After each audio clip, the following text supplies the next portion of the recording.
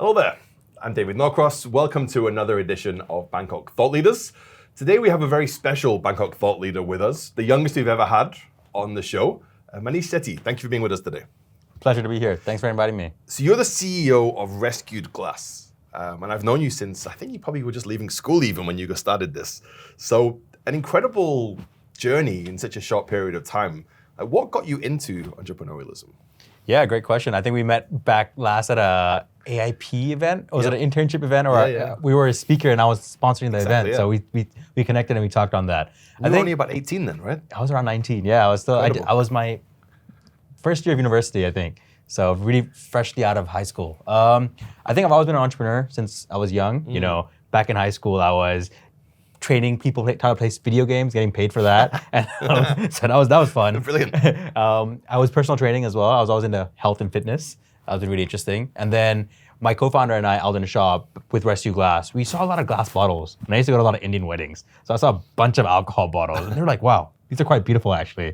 So we found a way to transform them into decorative and innovative household items, and we found a way to make an impact and give back to our communities. So with Rescue Glass, we work with a variety of different international schools. So it's been really empowering and really nice to see the difference we can make so far. And now I've been trying out different industries and testing things out as I go. That's incredible. So you were just 19 at that time.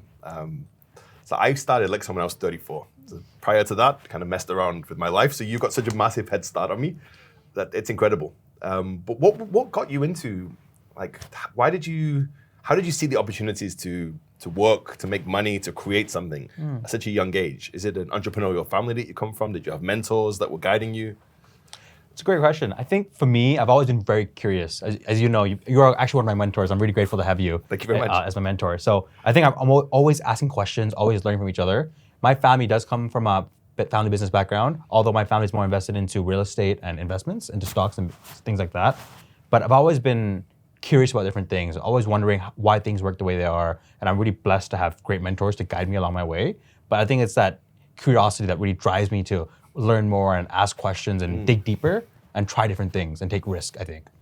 That's really awesome, because most people from every generation, I think at your age, it's girls and parties and the less serious stuff. So the fact that you're doing this all now sets you up so well for the future. I appreciate that. And even back in high school or university, I used to host a lot of parties as well. But I always like bringing people together. And I think learning from people, connecting with people, and trying to empower others and allowing others to encourage and inspire me, it's been been a really important part of my journey as well. Okay, so since we met at the AIP event, shout out to Daniel. You then went to study in the UK for a while. How was that? Yeah, I was in King's College London studying business management in university there. I think it was a very eye-opening experience, you know, being born and raised in Thailand, living here my whole life.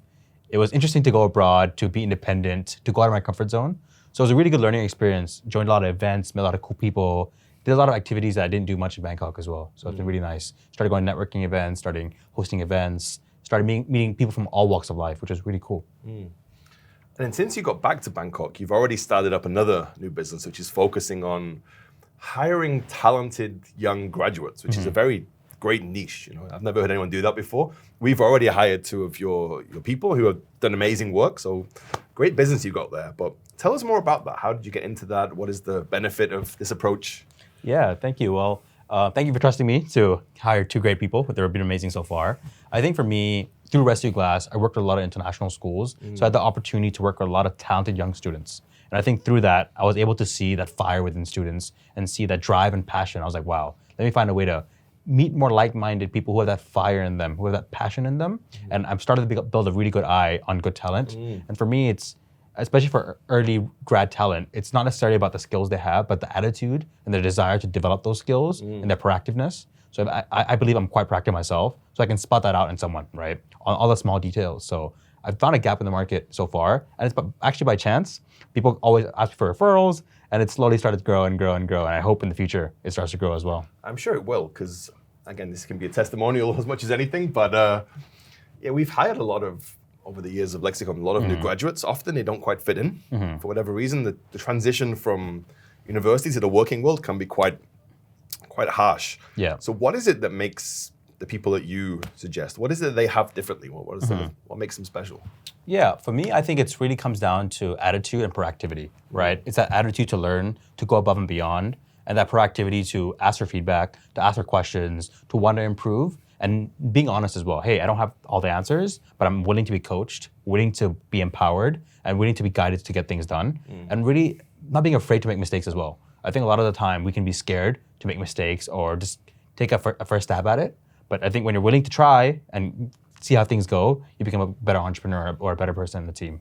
Okay, and if somebody wants to reach out to you for this as an offering of a service, this is something you offer to the public? Yeah, absolutely. So I'm starting to build a house brand called Sethi, which has my consulting, events, and recruitment as well. So you can reach out to me via LinkedIn or through our Facebook as well. Okay, amazing. So we might argue with this next question. Yeah. But so again, we've hired a lot of graduates over the years. Again, the ones that you've brought in don't count as this example. Got it. But one of the things that we hear a lot from new graduates is that they're burnt out, which doesn't seem to actually match reality that much. What I've seen is that when we've had new graduates before, certainly from Thai universities, I'll sit down with them in the usual coaching process, trying to figure out what's going on, what work do you have on hand? And often it will be, I have nothing on hand, but I'm burnt out. This suggests to me that it's more bored out than anything, that the transition from Thai university, at least, to the workplace, that just the transition is too harsh from one to the other. Is it that generation is lazy, or is it something else? Because from my generation, old person perspective, the idea that you could be burnt out doing a couple of hours work a week makes no sense. Yeah, that's a very fair, interesting point. I'd say, in my opinion, it's our generation and my generation, we're really short-term thinking. We're impatient, especially myself. When I first started working, even starting Rusty Glass, I expected success right away, right? A lot of times now on social media, we only see the end result, right? We see Lexicon now, where it's been around for 10, 15 years. We see the end results. We don't see the journey along the way. So a lot of us have been misconceived of what reality actually is. So we lack that patience and we expect results too quickly. And I think we're not patient enough to stick through the challenges as well. So I think that's a challenge I'm seeing a lot within my friends and in the current generation as well. So do you think that's caused by, because I'm in that unique place where I was born in 1981.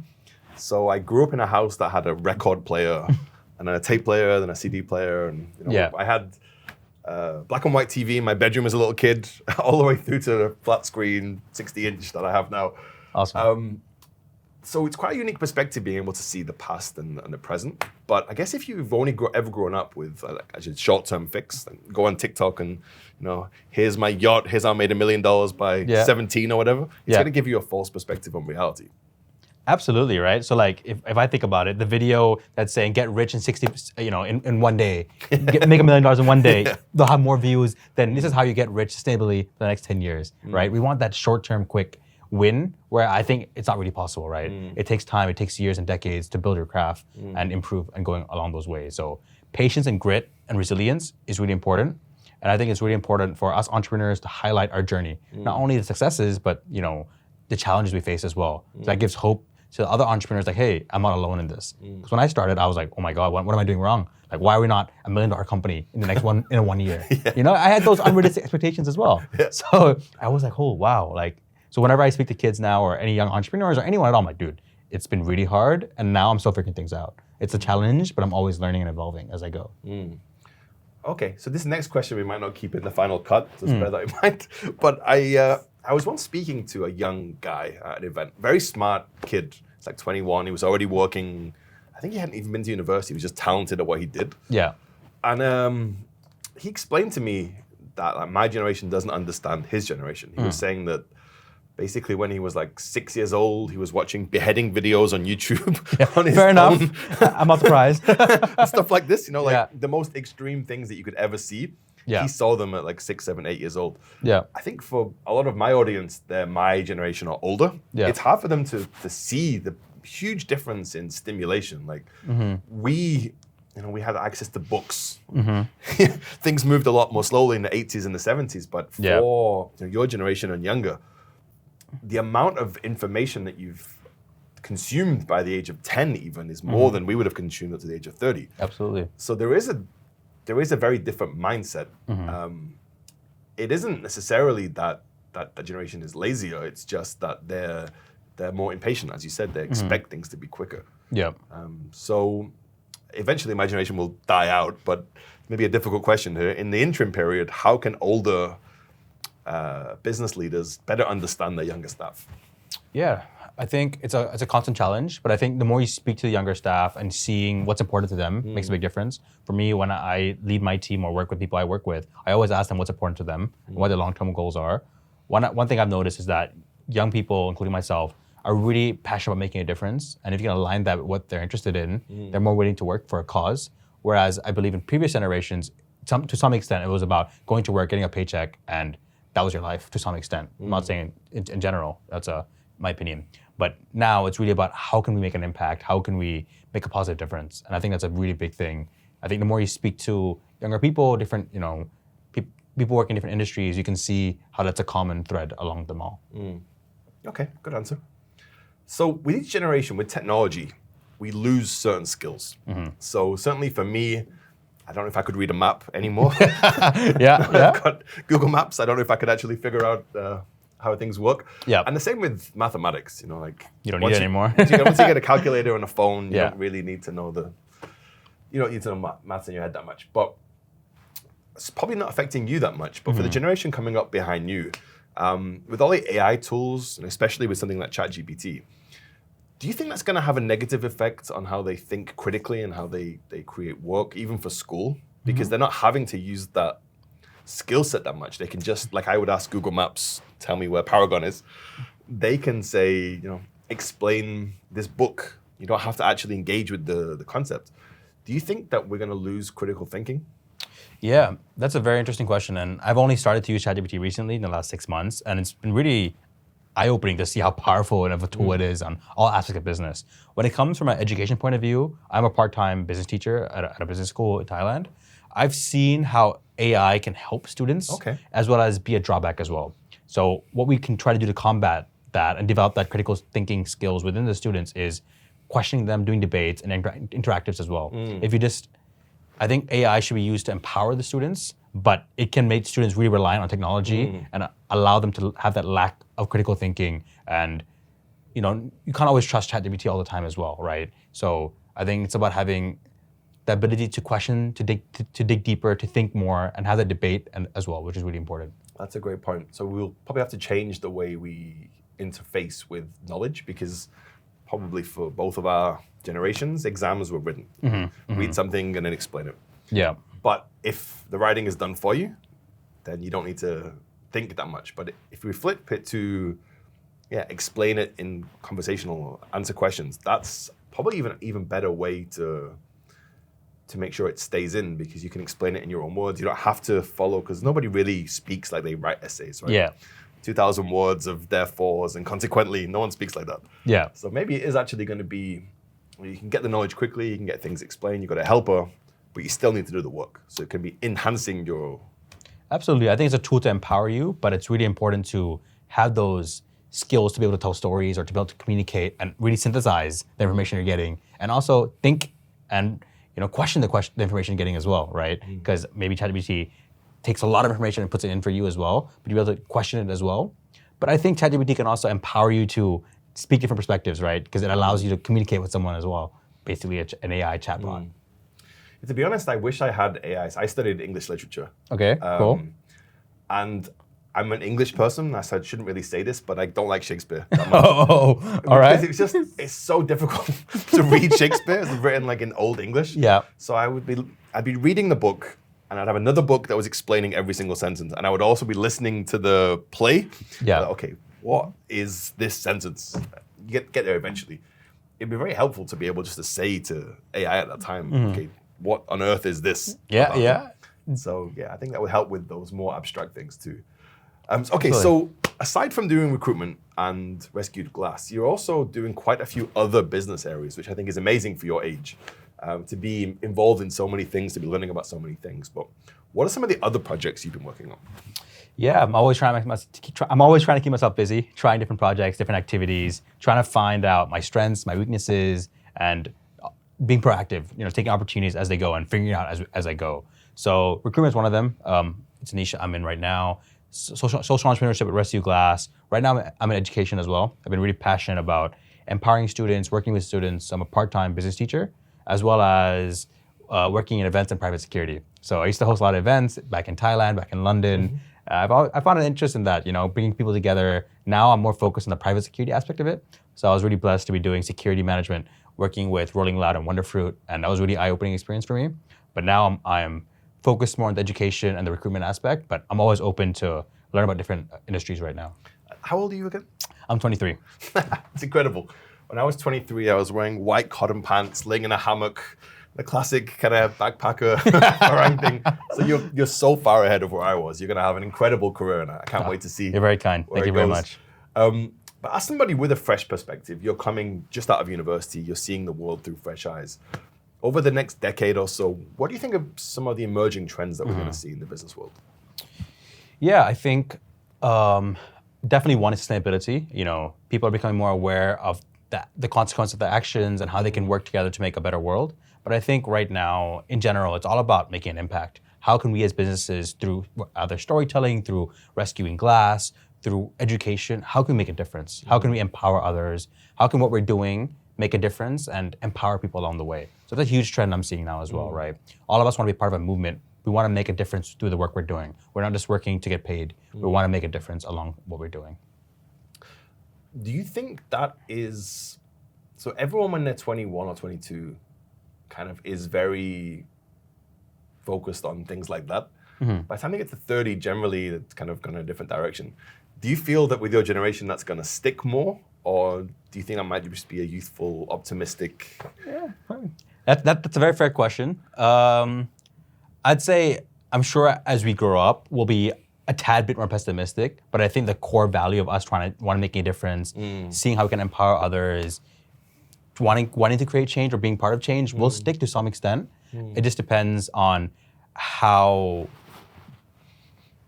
many challenges we face and how resilient we are. I am concerned about the resilience we have, but through learning, through processes, through getting great mentors, I'm sure we'll get there. I hope so. I sound like the grumpy uncle in this video. Probably pretty accurate, to be honest.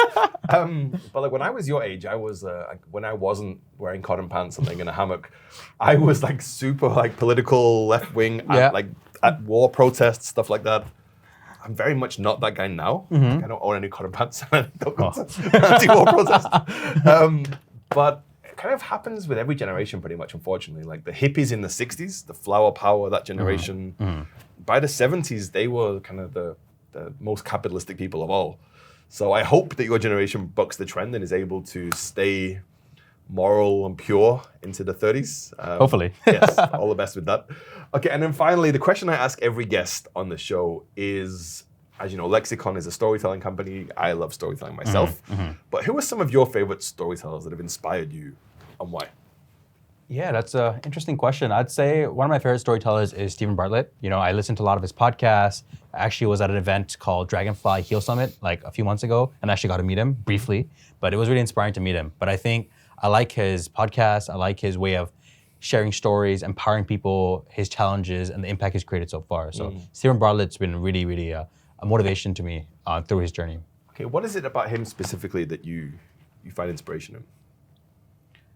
I think it's his attitude and his willingness to share his journey. He's got a lot of amazing podcasts. He shares the highs and lows of his journey as well, but he's not afraid to show that he's still learning and he's still growing and he's still evolving, and it's all about being 1% better, right? He talks about a concept about skill stacking as well. Totally. And his journey was really inspiring from how he started 10 years ago to where he is now, and he's quite a very young chap as well. Yep. He's around 30 years old. Exactly, so. Yeah, it's a great point, though, that the skill stacking thing, because even in his podcast, he's covering all sorts of different people. Yeah. And that's totally a key lesson, as you said at the start of the interview. People think success is an overnight thing, and it's really not. If you can improve 1%, if you can become 6 out of 10 or 7 out of 10 at 100 things, you're going to beat somebody who's 10 out of 10 at one thing. So it's definitely a great lesson for everybody. Is there anybody else that you like to learn from? Or? 100%. Well, I think I like Jay Shetty a lot. I follow Jay Shetty's mindset. I read a few of his books about Think Like a Monk. It's all about the attitude, the mindset, about giving back. So I do listen to a lot of podcasts like Jay Shetty and stuff like that, which has been really inspiring to think about things from a different perspective as well. He goes a lot into like spirituality, being a monk back in India. Those concepts were quite interesting as well. Okay, amazing. Oh, well, thank you. I've learned a lot from today. I hope you all at home have too. If anybody wants to get in touch with you, what's the best way to reach you? LinkedIn is usually the best way. So my name is Manish Sethi. You can find me on LinkedIn. I'm sure David will tag me as well, but No doubt. I'm really active on LinkedIn as well. So happy to chat, happy to learn from anyone as well. Any way I can give back, more than happy to do that as well. Amazing. Thank you so much for your time today. Thank you for watching, and I'll see you again. Thank you, mate. David. Cheers. Thank you.